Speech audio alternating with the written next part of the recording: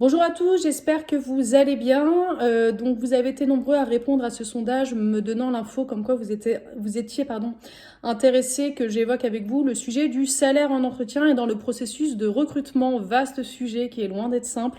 Et donc je commence tout d'abord par vous dire le point suivant. C'est important de connaître votre salaire dans le marché. Donc pour cela, il faut discuter avec vos collègues, il faut discuter avec des gens de votre métier, il faut discuter aussi avec des recruteurs, des agents de carrière et voir les études que font certains cabinets de recrutement pour jauger plus ou moins si vous êtes dans le marché. Ensuite, le deuxième point, souvent on vous pose la question, quel est votre souhait salarial? Et là, je suis assez surprise de voir combien de personnes m'évoquent immédiatement leur salaire actuel, alors que c'est pas la question, et parfois ça met une balle dans le pied. Vraiment, je vous invite à poser tout de suite sur la table votre souhait, avec un plus ou moins salaire, donc par exemple plus ou moins 60 KE, et dire que c'est variable en fonction de 4 grands sujets. Alors tout d'abord, le premier sujet, c'est est-ce qu'il y a du variable? Est-ce qu'il y a des choses à côté qui vont peser dans la balance? Donc ça peut être du variable financier, ça peut être plein d'autres choses.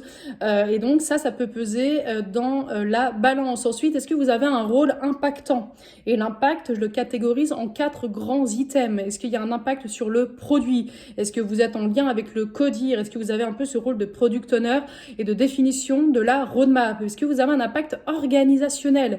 C'est-à-dire que vous allez amener un petit peu les bonnes pratiques de développement, vous allez industrialiser la solution.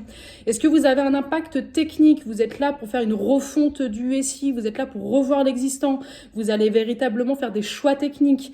Est-ce que vous avez un impact humain? Est-ce que vous êtes amené à former, à faire monter en compétence les individus? Et parfois, les impacts se cumulent. Donc ça peut vraiment peser dans le montant salarial et dire que vraiment, ça va être déterminant par rapport au montant. Ensuite, ça peut être le troisième item, c'est le risque. Est-ce que vous avez un rôle risqué dans l'organisation? Est-ce que vous avez un rôle exposé?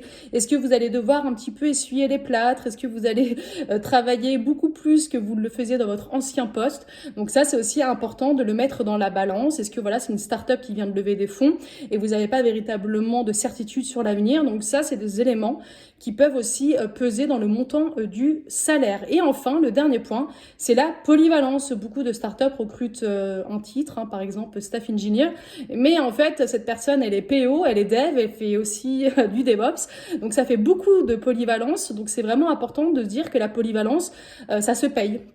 Si vous avez ces compétences et qu'elles sont valorisées sur le marché, ça se paye. Donc voilà les 4 grands items qui vont jouer sur le montant du salaire. C'est donc le variable, la polyvalence, le niveau de risque de votre job et puis également l'impact. Et enfin, dernier point, l'idée c'est pas tant de gagner plus, mais c'est véritablement une équation plus et moins. C'est-à-dire que c'est important de savoir aussi ce que vous allez, avoir en moins en matière de pénibilité dans votre futur job. Est-ce que vous allez gagner un 4/5e? Est-ce que vous allez gagner en temps de trajet avec du full remote? Est-ce que vous allez gagner avec une équipe beaucoup plus grande que là où vous étiez avant, avec un management bienveillant, etc. Donc c'est véritablement le sujet aussi par rapport aux éléments de salaire. C'est que parfois des personnes sont prêtes à ne pas faire une grosse culbute salariale parce qu'ils rejoignent une équipe qui va véritablement provoquer un épanouissement professionnel. Voilà, donc tous ces points, c'est vraiment pour moi des choses très très importantes. Partez véritablement sur une veille de votre salaire avec des benchmarks. Regardez les différents éléments d'influence sur le salaire que je viens de vous citer, les 4 points. Et surtout, évaluez aussi la partie bien-être et pas juste gagner plus si c'est pour être malheureux. Voilà, c'était ma petite remarque du jour et je vous souhaite à tous une bonne journée.